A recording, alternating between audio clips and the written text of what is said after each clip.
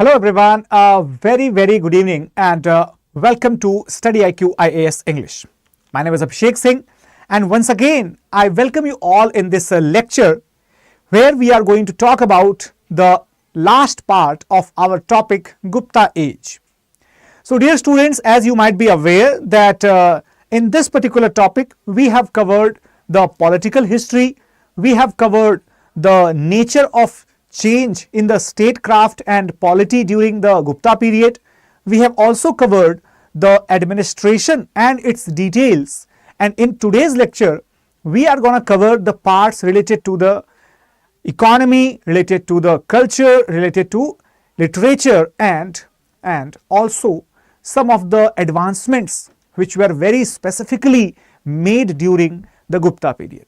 So let us start the session without any further delay, but before we could proceed further, let me tell you a very important announcement that guys, today you have got the last opportunity to register for our upcoming batches in case if you are preparing for the civil services examination and looking for a one-stop solution where you can get every required assistance regarding your prelims preparation, your mains preparation and the preparation of your current affairs program, answer writing program and the mains specific programs. So each and everything that is provided here in our flagship P2I prelims to interview program. So guys, you can check the details of this particular program on our application or in the link that is given along with the comment box. So for further details, you can also download our application if you have not downloaded it yet, and make it sure that if you choose the course that you prefer for your preparation, then you use this particular code ASR live, because if suppose you are taking the P2I batch, getting yourself enrolled there and using this code ASR live, you can avail all the great facilities at a very minimal cost of rupees 29,999. However, let's get started and come straight to the topic here. Today we will be starting with the topic of agriculture. So as we all might be aware that in the Gupta period, in the Gupta period, as we all might be knowing that the area of agriculture that was spreading to the new lands, particularly in the Bengal region or in the Gujarat and Malwa region, also in the areas of southeastern coastal regions. Okay everyone, so remember that these particular regions along with the conventional regions like as you all might be aware that here in the Punjab plains it was a very old agricultural zone. In the alluvial plains of Gangetic Valley it was a very old region for the agricultural growth. So the new regions for agricultural growth, they were getting added during the Gupta period, and this is why I had told you in the very first lecture, the very first part of this lecture series, where we had understood the reason behind the emergence of various segments, new sections in the society, because the agricultural expansion was occurring due to the land grants to the Brahmins and to the other vassals. Alright everyone, so here when I am talking about the agricultural growth, so the agricultural crops, they constituted the main source of the income for the state, and not only that, state depended upon the income from agriculture as well as the income from the agricultural industries. For example, the cotton textile industry and the silk textile industry, also they used to export the food grains, plus they also used to export the various artifacts which were manufactured by soil, right?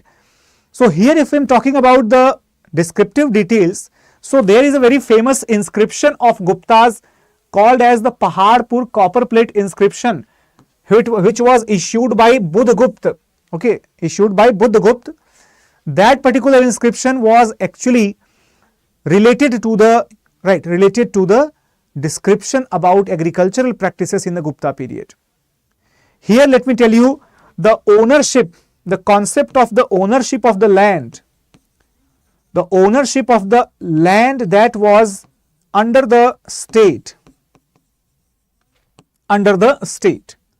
Now the procedure was that state assigned the role, right? It assigned the responsibility to the landlords, called as Samanta or Samant, and they in turn transferred the right to cultivation. They transferred the right to cultivation to the peasants, okay, to the end peasants. Now this directly tells us, okay everyone, this directly tells us that, directly or indirectly you can understand it, that the land was overall under the control of the king. However, the representative of king was called as the Samant or the Vassal, who was managing the practical ownership of the land, whereas the farmers who were actually working on that land, doing the cultivation on that land, those farmers, they were not the owners of the land. Are you able to understand it? Farmers were not the owners of the land. Then who were the owners? Either the state, that means the king was directly the owner, this is the centralized system, or the representative of the king to whom the king has granted the land, or the land uses rights, that person was the owner of the land. So here you can understand one thing, that either the land was owned by the state or the land was owned by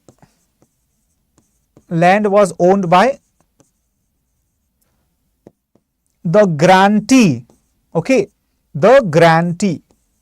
Who were the grantees? Grantees were those people who were getting the grants.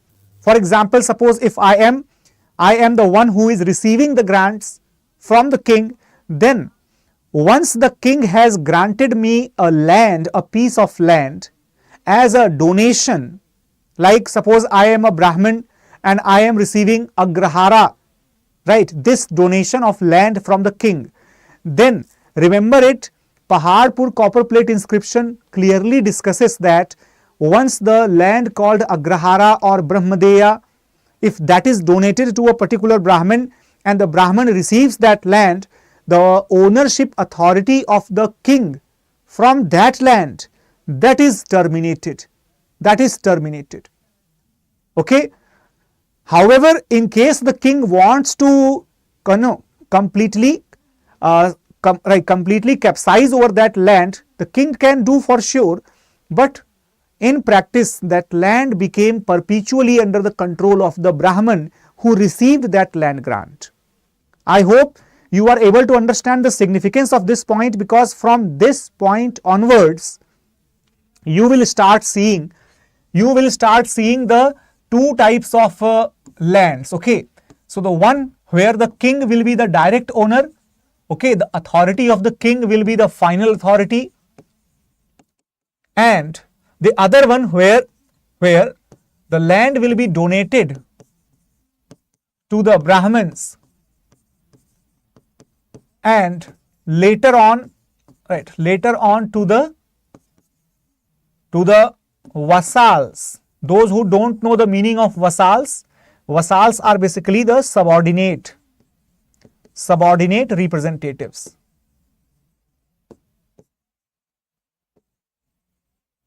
Okay. Sorry. So what will happen? This donated land, the king will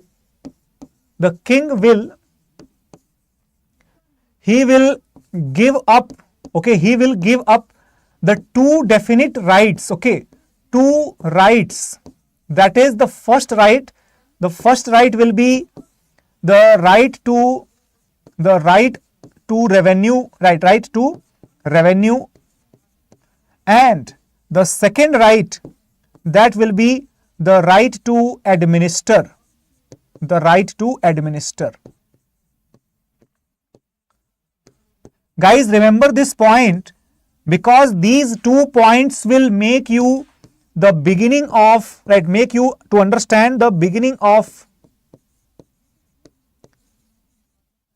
agrarian, okay, beginning of agrarian, political, okay, and economic decentralization. Okay, everybody. So do not forget to note down these very, very important concepts. These are not available very easily when you go through the books. However, if we are attending the class, then definitely we should get something extra right now. So make it sure that you understand these concepts very, very precisely. Okay, good evening Bulbul and Sarvendra, very good evening to all of you those who are watching here. Now depending upon the different types of lands, the Gupta period, it had the different categories of agricultural lands as well as the other types of lands that included the following. The land under cultivation, that was called as kshetra, Similarly, there was a type of land which was not able to be cultivated. That land was called kheel. It was called kheel. Okay. Then the forest land, that was called as aprahat. Aprahat means the inaccessible land. Okay. That is. And, or you can also call it as the unassailable, right, unassailable land. Then there was the Gopat Sarah, right. Gopat Sarah means what? Gopat Sarah, that means basically the land which is used by the owner of the cows or the owners of the cattle. Okay, Gopat Sarah, basically the pasture land. Then there was the fifth type of land called as Vastu. Vastu indicated the habitable land. Habitable land means where the residential structures were constructed. That was the Vastu. Now these different types of land areas, they were measured with the help of different land measurement units. And remember, Damodar copper plate inscription and Paharpur copper plate inscriptions, these two copper plate inscriptions which were issued during the later Gupta period, these two copper plate inscriptions provide the details of the various land measurement units such as Nivartana, Kulyavapa, Dronavapa. These were the different land measurement units. And guys, trust me, if you have watched the previous year questions, if you have actually solved some of the previous year questions in the, asked by UPSC in the history prelims, basically these terms, if I think this one was not asked, these two terms are directly asked in the civil services prelims examination. You can check the question paper of probably I think 2020 or 2021. And let me tell you that this thing is always there. So I have been teaching these points since the beginning. So it is possible that in 1 year this type of question was asked. Might be that in the next year or in the upcoming year something else might come from the examination, come from this particular topic. So be always very sincere in doing the entire syllabus. Do not leave anything considering them lesser importance or something else. Okay. Jai Hind Karan. Now moving further, talking about the sources of irrigation. Remember guys that Gupta age was actually the high time for agricultural production, because in that era we were seeing the expansion of agricultural land, expansion of the irrigation resources, expansion of the production, and therefore the prosperity. This is why the irrigation had become really important. And according to the Narad Smriti, we have got two major types of the dikes. Dikes means basically you can say the water storage dams. However, we might be aware that dikes are basically a terminology, that is a terminology which is used in the study of the volcanic structure, but do not get confused with that. Here the dikes means simply the water storage tanks. The water was stored with the help of the two different types of structure called as the bandhya and khaya. Bandhya and khaya. What is bandhya? Bandhya is basically, okay, suppose this is your field, this is your agricultural field, and when we are talking about bandhya, and this is the river, okay, this is the river. So what will happen? There will be the structure on the bank of this river, which will be having the thick walls, right, particular height, and this structure, it might also be in the form of the cross structure, which means that whenever you are making a dam like structure, be it the side bank, be it the dam across the river flow, in both types we will call that structure as a bandhya. Bandhya means something which stops the flow of water, something which stops the overflow of water. Then there is a structure called as khaya. Khaya, or in Hindi you might have heard about a term called as khai. So that is basically khai only. Here the khai means a huge pit, okay, a huge pit. You can also call it as a reservoir, okay, a reservoir or a pond which is made for the irrigation purpose, Now there were also the canal like structures which were actually made during this period, and we get the descriptions from the Amar Singh, who was a renowned scholar in the Gupta kingdom, particularly during the period of Chandragupta II. So he has called the water canals as a jal nirgama. Jal nirgama means the pathways of or the exit ways of the water. Jal nirgama. From here the water flows. Okay.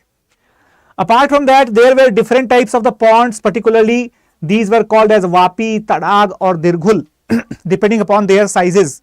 So even today also we might be able to hear the terms like Gyan Vapi in Varanasi. Has anybody heard about Gyan Vapi in Varanasi?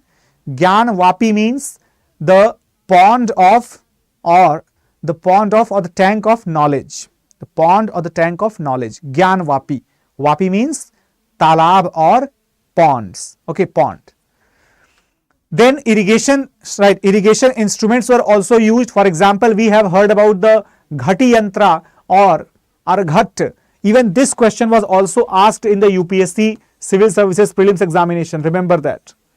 Okay. So Civil Services Prelims examination, they just keep asking the questions from the Gupta period either every year or at least in the gap of 1 year. So we must be prepared with the important terminologies related to the economy, agriculture, science, technology, literature, etc.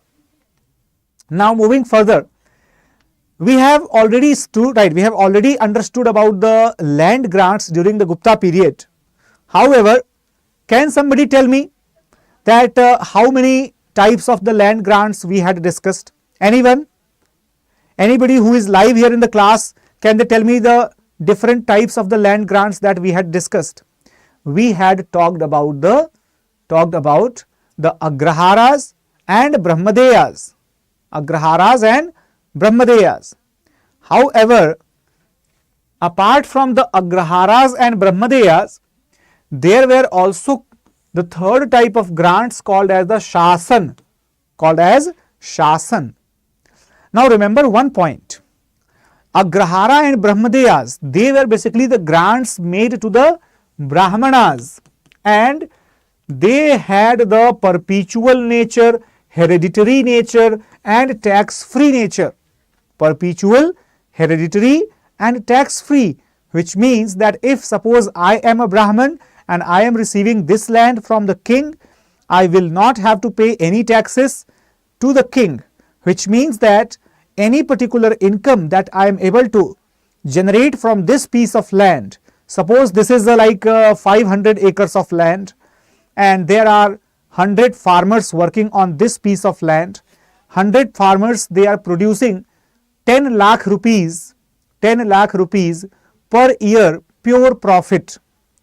So my income will be 10 lakh rupees per year, but I will not pay any share to the king, because the king has, remember this point everyone, the king has given up the right to revenue, which means the revenue generated from the granted land shall not be gifted or given back to the king. King has also given up the right to administer, which means that the area of 500 acres that I have received from the king, to manage that area, it shall be my responsibility. So the king may expect that I will be able to manage and administer that piece of land.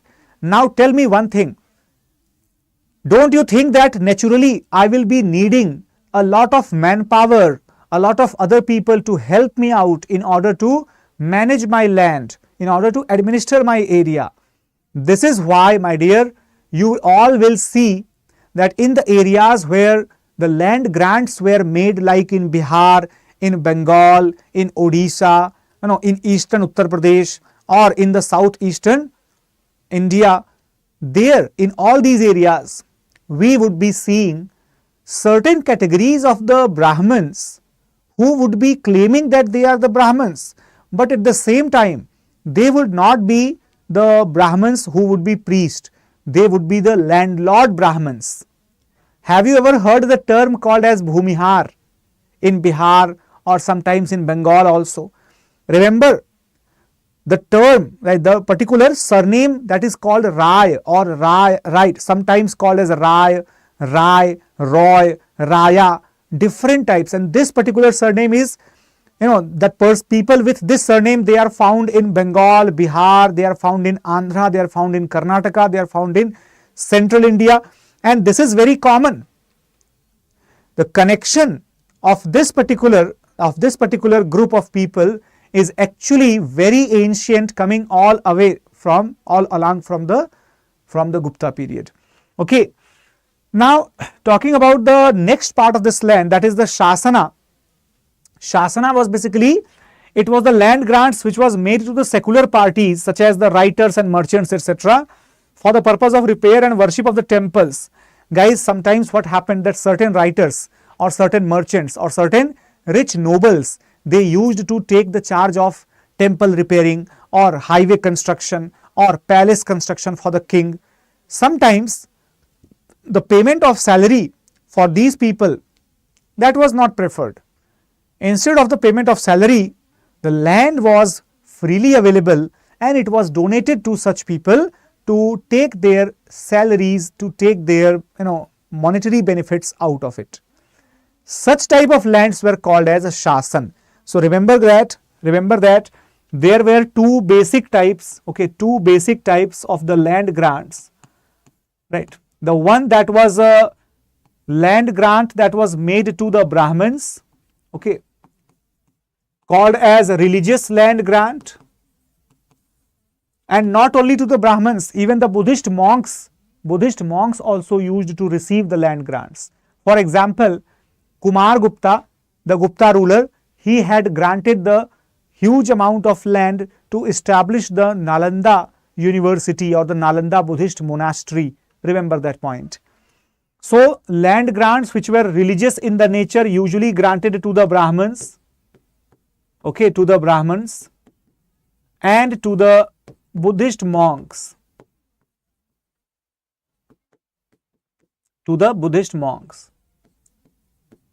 Okay everyone. Apart from that, the second land grant, that was the land grants which were non-religious in character, which were non-religious in character. Remember this point. What is the meaning of the non-religious here? Suppose a merchant or a trader or an officer, which means the person required the land to raise his salary or to maintain his living standard, rather than a reward, right, as a reward for some historical or some religious work. Now moving further, there is a description given by the Uchkalpa dynasty, which used to provide the secular grants called Shasan more frequently than even the Gupta period. Apart from that, talking about the further details related to the Gupta period, guys, remember that Gupta age was the golden age for the development of the crafts, industries and other commercial benefits. So here the two books which were compiled during the Gupta period, namely the Brihat Samhita and the Amar Kosh. These two books, they describe quite elaborately about the crafts, production and industries of the Gupta period. For example, the various locations like Takshashila, Ahichhatra, Mathura, Ahichhatra and Mathura, they are both in UP, okay.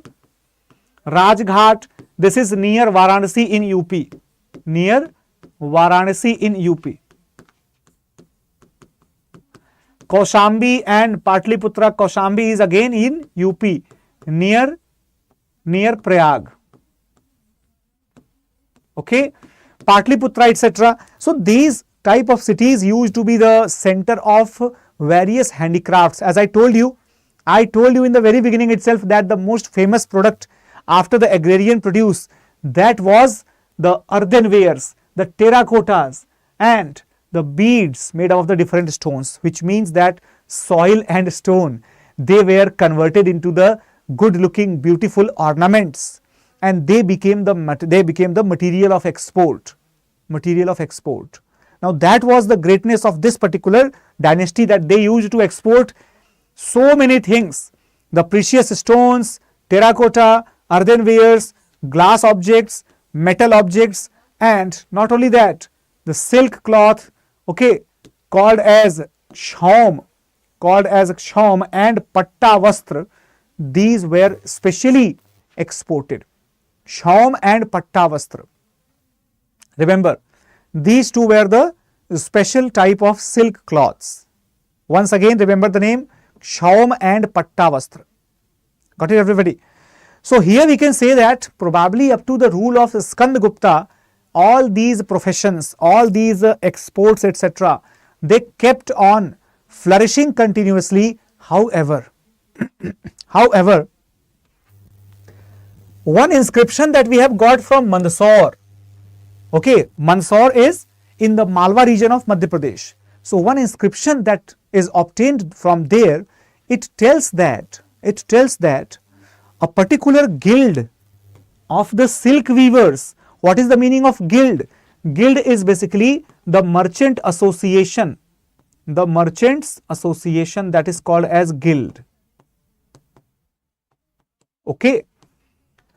So a group of the merchants of the silk, right, or silk weavers, they actually migrated from the South Gujarat and settled in the Malwa region, which means that Gujarat, particularly South Gujarat, might not be having suitable atmospheric condition, suitable political condition, or the suitable market would have lost, because these tribes or these producers, manufacturers, they might be producing the silk, etc., and selling it in the Malwa region. But once the Gupta age lost the control over the Gujarat region, their trade also suffered very majorly. The result was that the silk weavers, they had to leave the coastal area and come back into the Malwa to find the local customers out there. Okay.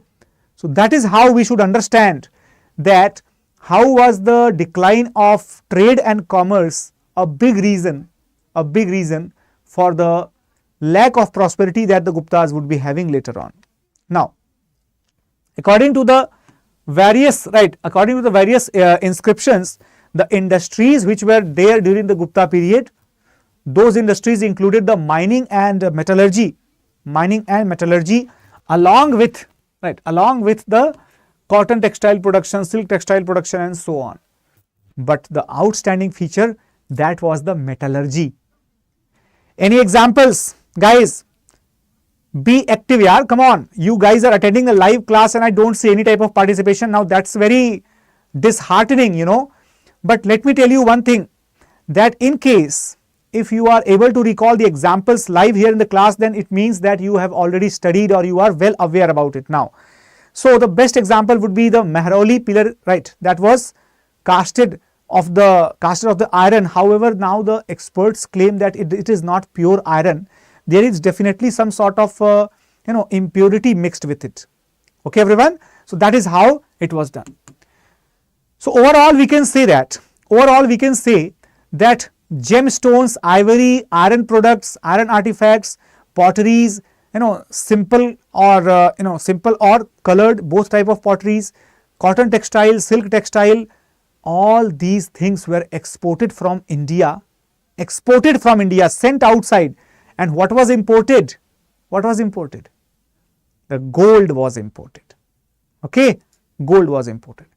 Or say, in the exchange of selling all these export items, right, our traders used to receive the money in the form of gold coins. And guys, that gold coin actually, it became the basis of the Gupta prosperity. And apart from the Kushanas, this would be the Gupta rulers who would be issuing such huge number of the gold coins. In fact, the largest number of the gold coins by any dynasty, if they were issued and they are recovered, it is the Gupta Dynasty. Remember that. Alright, everyone. Now, when we are saying that they used to export this and import that, and how do we know that? We know it from the details of the trade and commerce during the Gupta period. Now remember one thing, some people are very much confused. Nowadays I can see that many people are showing that this particular statue is of the Lord Buddha, it is not any other deity. Guys, remember that during the Gupta period, you will observe one thing, that the particular style of construction of the sculpture art, that will start copying the pre-existing sculptural practices. Okay, that would start getting influence from any pre-existing cultural facts which were unique in the character. Okay, everyone. So this is why you can say one thing. That even during the Gupta age, you will witness the very identical iconograph, very identical statues of different personalities. Many places are there from where we have seen the sculpture of Mahavira appears quite similar to the sculpture of Lord Buddha. Now that's something that creates the problem in today's scenario. However, we should not misunderstand that Guptas were Jains or Guptas were Bodh. They were not. They were tolerant, but they were Vaishnav. Now here, in the type of commerce, there were two different types of the traders present in the Gupta period. Remember the two types of traders, who were they? The two types of traders that included, the Shreshthi, who used to be the settled trader, stationary trader, and then there was the Sarthvah. Sarthvah was the mobile or transporting trader. So suppose if I am taking classes, I am doing business, or I am doing anything, but I am not changing my place. I am doing this on the same place, within the same city, within the same authority. Then what will be my name? My name will be Shreshthi. And there is another group of trader or another person who also does trading, but that person keeps on moving from one place to the other place, keeps on changing his locations, keeps on doing a lot of business, business journey, business trips. What is that person called as? That person will be called as a Sarthvah. Okay. So probably you might be aware, sorry guys, there is something, okay. You might be aware,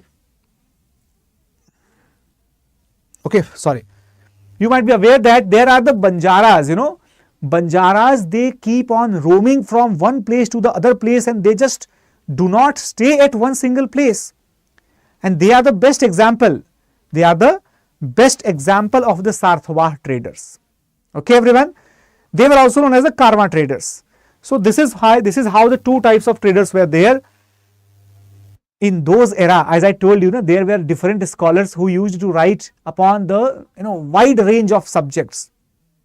So those two scholars, namely Narad and Brihaspati, they have given the great regulatory details to govern the business practices. And let me tell you one very important thing that is possibly going to be asked in the civil services prelims. The collection of interest on the loan given to a person, the collection of the interest was considered unethical. Now that is a very, very important concept to understand. Why so? Because when the interest collection was considered unethical, which means that the people won't be giving up a lot of money. So there would be the concentration of the wealth.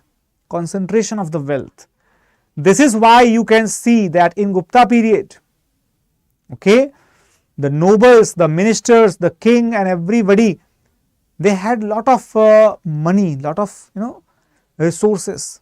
But when we talk about the prosperity of the general public, then we cannot guarantee this particular line that all people were prosperous, all people were rich. Not possible. Then the trader groups called as the guild, sometimes called as a nigam, sometimes called as a shreni, they all continued as the major institutions for the manufacturers of the goods as well as in services. Now, each of the guild.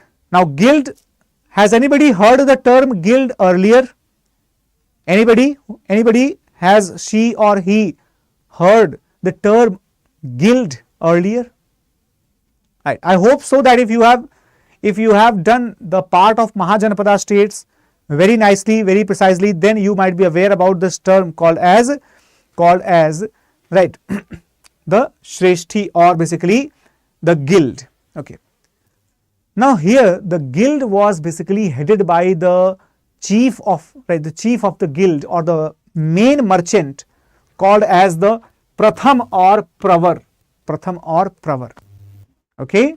Now, for example, there used to be the guild of oil merchant, guild of cotton textile weavers, guild of the silk textile weavers, okay, guild of the goldsmith, guild of the blacksmith, potters. So many guilds were there. Okay. However, let me tell you that these guilds, they had their own separate corporation, their own separate projects, and their own separate rules and regulations also that they used to exist for the guilds. Now, this type of question was probably asked in 2013 or maybe in 2014. It was a statement based question about the guilds, and that question probably had the statement where the guilds are autonomous and they can mint their own coins. Is it correct? Can the mints get their own coins mint? Okay. Is it possible? Yes, guys, the guilds were able, in fact, they were allowed to publish or to mint their own coins. That is a very, very important. Now, so we can say that economy was largely based upon the self-sufficient production, which means that economy was not for the commercial purpose, economy was for the self-subsistence purpose.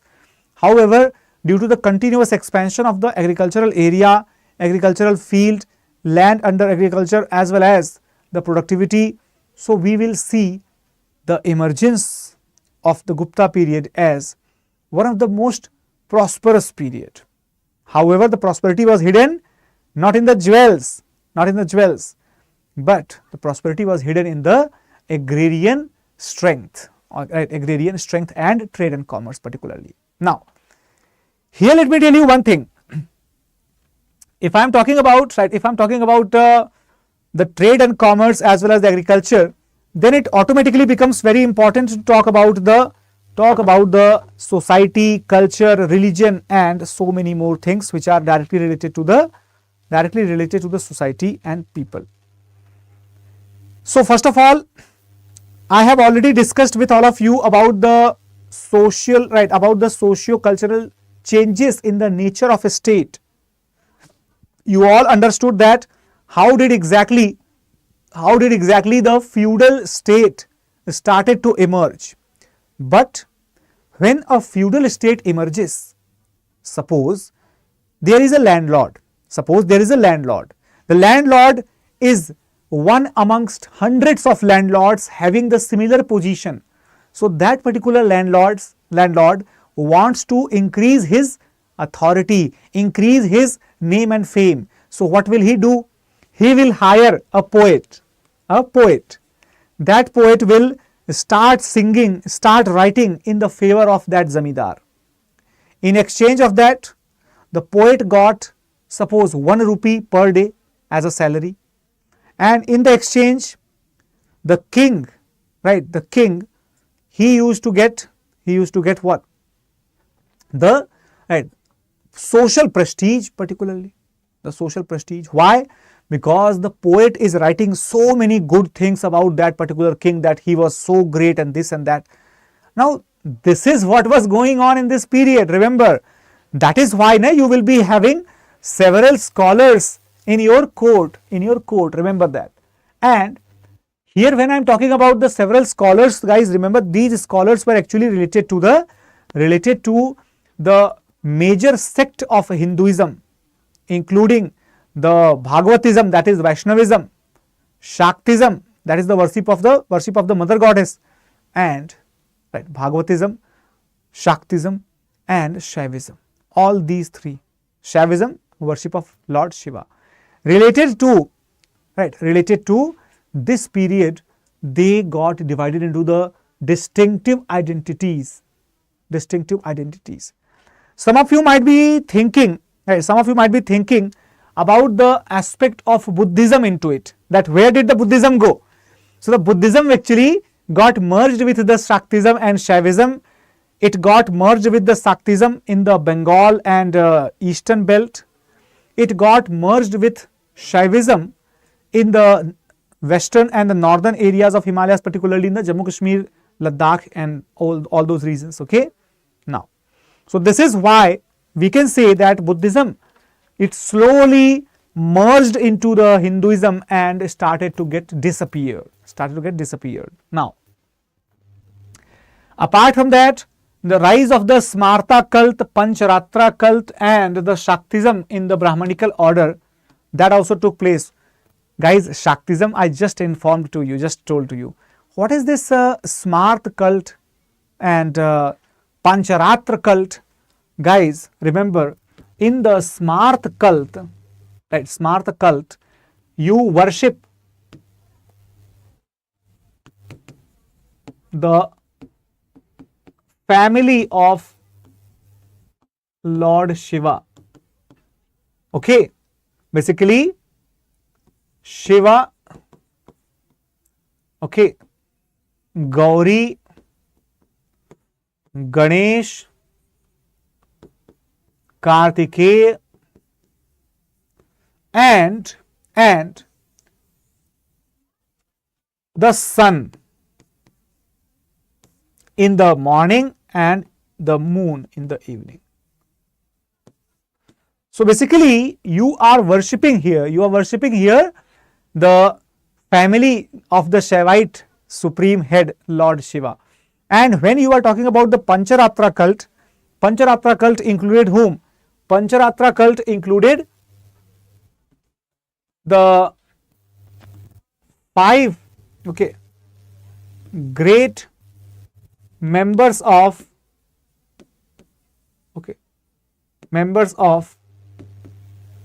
the family of Lord Krishna. Family of Lord Krishna. Now, who are these 5 great members? The first one would be Lord Krishna himself.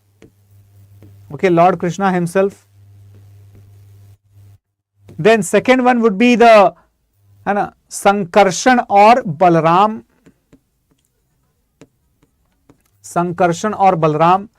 Third one would be the Pradyumna, right? Pradyumna. And fourth one will be, right, Aniruddha. And the fifth one will be Samb. Okay, Samb. So we can say that these two different cults are very, very crucial for examination. This question can be asked because I think probably in 2013 or 14 only, I am not very sure about the year, but they had asked a question about the Panchayatan as well as the Pancharatra. Now that had become extremely confusing for many students, those who have not studied properly.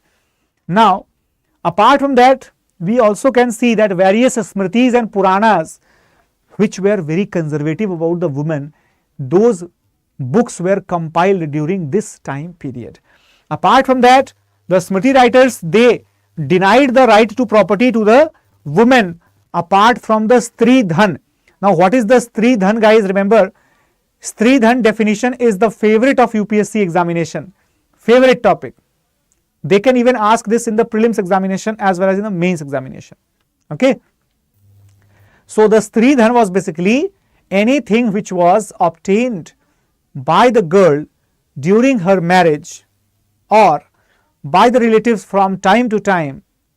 That particular wealth is called as the Stri Dhan. Okay. And Stri Dhan, let me tell you, that is non-inheritable. Okay, that is non-inheritable to the husband in case if there is a child allowed of that particular person. Remember that point. So that is a very, very crucial, thing to learn here. Now, when I am talking about availability of the property rights, then you should also understand that when there was no property right, of course there was no access to the education either, right? But at the same time, we also come across a lot of scientific developments which took place during the Gupta period. Now guys, look at Aryabhatta. Aryabhatta, probably one of the greatest ancient mathematicians and scientists in India, one of the greatest. Now he was basically a mathematician and astronomer who wrote a book called as Aryabhattiyam around 500 AD, and he was probably the first person to declare the spherical shape of the earth. Remember that, but nobody gave poison to him for this particular revelation, Okay. Not only that, Aryabhatta, he was also considered responsible to invent the zero. Guys, remember, the invention of zero is basically to be understood as the invention of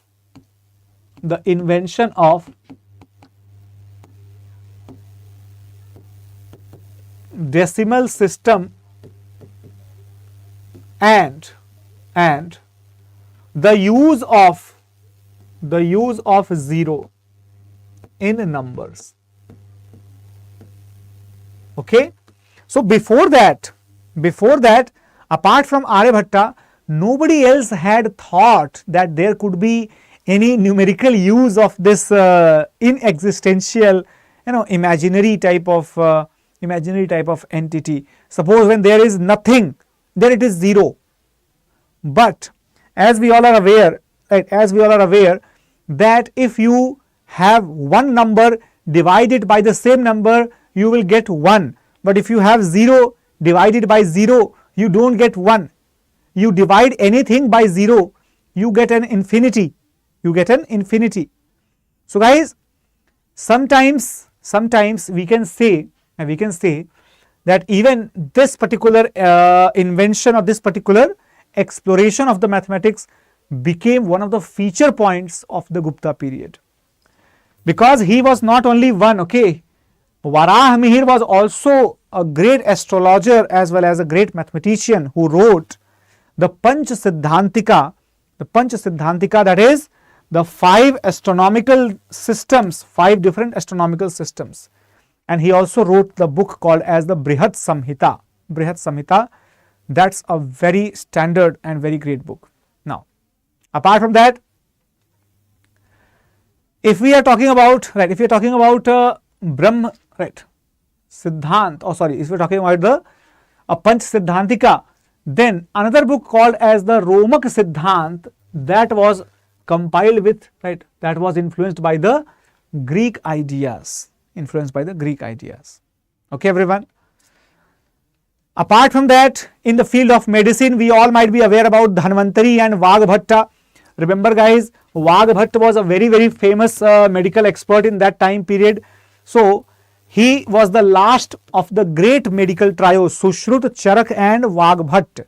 Sushrut, Charak and Vagbhatta, these are the 3 great doctors that were produced in India, ancient India. Okay. So, basically here, let me tell you that Sushrut, he used to live much before than the Gupta age. In fact, he used to live in the 6th century BC approximately.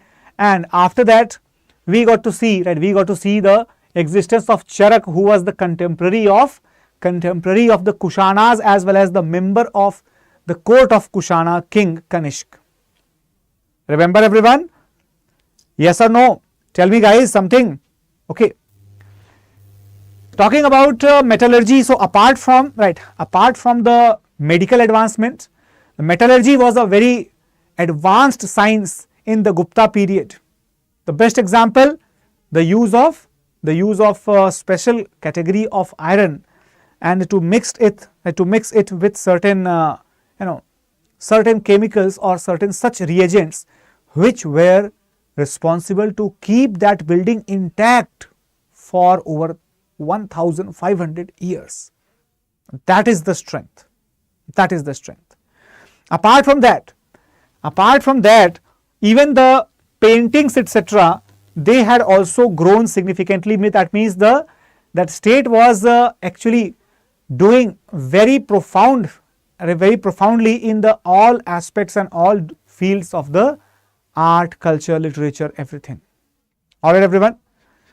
Now talking about the literature, so I hope that it is visible to everybody, but I don't think so that it is visible clearly. Okay, just a second. Is it visible to all of you, or is it creating a lot of focus point here? Kindly confirm me guys, just confirm me yes or no if it is visible to all of you, because I can see this on the secondary screen, but is it visible on your screen or not? If it is not visible there, so don't worry, I will provide the content of this particular page where you can have the Navratnas, okay, the Navratnas of Chandragupta, Chandragupta Vikramaditya, okay. Then you can have the important works of the different scholars. So this is the Kalidasa's work, then the work written by Bharavi, Bhatti, Magha, Shudraka, Vishakadatta, Dandin, Bhartrihari and Vatsyayan. Okay, and Vatsyayan. So I am reading it for you. You can download this PDF from my Telegram channel. The link of that Telegram channel I will be giving you at the end of the class. Amar Singha, he wrote Amar Kosh. Dhanvantari, he was a very well known physician. Hari Sen, he was the person behind the composition of Prayag Prashasti. Kalidas, he was a great poet, in fact probably the greatest playwright and greatest poet of the ancient India. Then Kahpanka was an astrologer, Sanku was an architect, Varah Mihir was the mathematician and astronomer, Vararuchi was a Sanskrit scholar as well as the Prakrit Prakash writer. Then remember that Vararuchi wrote that book called as the Prakrit Prakash. That was the first grammar compiled by Vararuchi, that the first grammar of the Prakrit language. Okay everyone.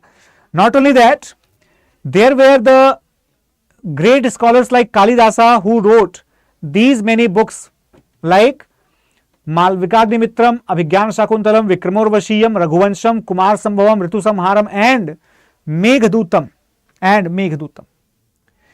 Guys, let me tell you one thing. You can also read it by yourself when you will be able to download this. So I am just reading it for you. Till then, you can hear to me.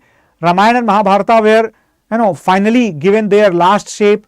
Bharavi, he wrote Kirata Arjuniya. Then Bhatti wrote Bhatti Kavya. Magh wrote Sishupalavad. Shudrak, he wrote Mrichakatikam. Then Vishakadatta, he wrote Mudra Rakshas and Devi Chandraguptam. Dandin, Dashakumar Charit and Kavya Darshanam. Bhartrihari wrote Vakpadiya and Satakatraya. Then Vatsyayan wrote Nyaya Sutra, Bhashya and Kama Sutra.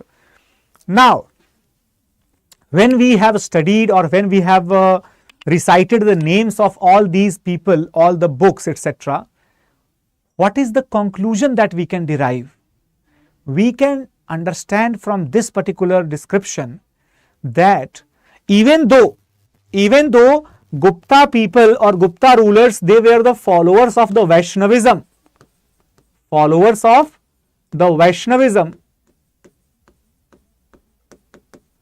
but they did not hate any religion. They promoted the Buddhism also with the same spirit and same enthusiasm. Okay, example, the construction of the Nalanda monastery, that was the biggest example. Then they promoted the Sanskrit language.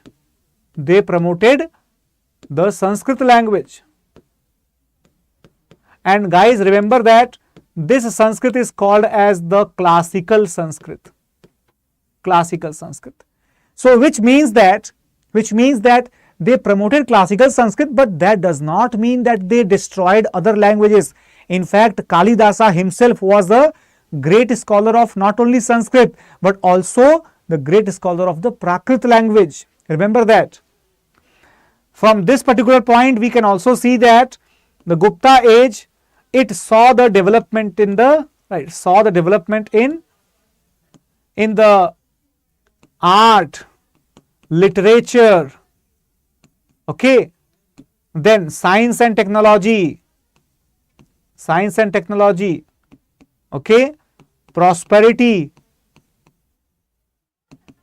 all these things, but it does not mean that there were no drawbacks or no shortcomings. Why? Because in Gupta age we also saw the decline of the social order. Okay, decline of the social order. Not only that, we also saw the emergence of the feudal age. Why do we consider feudal age as a negative point? Because this is the symbol of oppression. Okay, symbol of oppression and exploitation. Okay, then this age also saw the emergence of new caste communities. Okay, new caste communities. Now guys, remember, during the Gupta period only the new types of castes, the new categories of the society, they would be emerging and emerging very strongly. However, since they have emerged new and since their work was considered to be the inferior work, therefore what happened? Therefore, we would be seeing that most of the new works or most of the new professions or the new people into the old professions or vice versa, they all were settled in the form of the particularly the lowest strata in the society, depending upon their work role, most probably as the Shudras. Okay, so here you can understand one thing, that when these people who were getting the position as a Shudras depending upon their work role, so slowly who would be the Shudras originally, like the cow herders, like the agricultural workers, etc., they would be upgrading to the Vaishya community. upgrading to the Vaishya community. Okay, so this is how the things used to work in a little bit of a flexible manner even in the Gupta period. But let me just remove all the type of misconceptions that you have, that in the Gupta period the condition of the women and the Shudras that became better as compared to the predecessing time here, because the women, they got the right to hear Puranas or listen to Puranas, whereas the Shudras also had the right to Puranas, okay, and Kirtans. Right, everyone?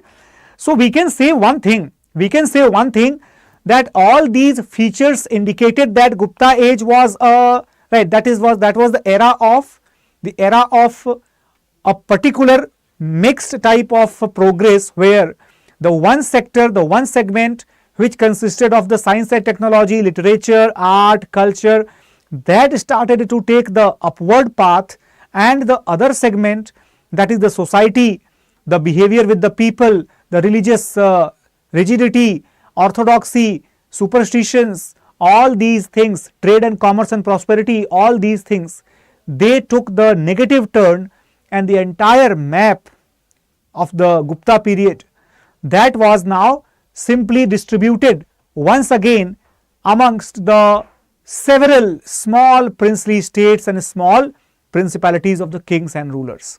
So guys, that is all in the Gupta period. In case if you have any more suggestions which topics should be covered in the Gupta period, like art and architecture, painting, etc., so do not worry, because very soon I am bringing the new series for all of you, and that new series we will be doing up the very, very colorful, interesting and extensive coverage of art and culture for the UPSC prelims as well as the mains oriented course. Okay, everyone. So do not forget to stay with me daily live on 4 p.m. and in case if you are looking to crack the examination in 2024, then you can also have a look on our prelims to interview batch, where the batch is going to start from the 11th of August on 8 a.m. And remember one point, that in this particular batch you are going to get a lots and lots of amenities at a very affordable price. For example, this will be approximately 15 to 18 month long duration course depending upon the total duration of the examination. So here, starting from the prelims onwards, we would be helping you to clear up to your interview, that is the final selection stage. And here you will be having the coverage of the general studies, current affairs, then prelims practice, mains practice, as well as the mock test will be there. Individual mentor will be provided to you so that he can resolve all your queries and doubts. And not only that, in case if you also need the textbooks, so you don't have to worry now onwards, because StudyIQ will be providing you the great set of textbooks also directly dedicated for the UPSC examination.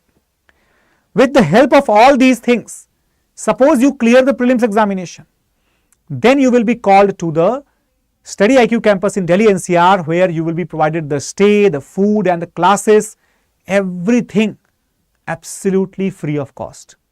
So guys, this is a golden ticket for all of you, that use this code ASR Live, get yourself enrolled in this particular cost in the choice of your own, okay, these 3 batches, and start your preparation right now.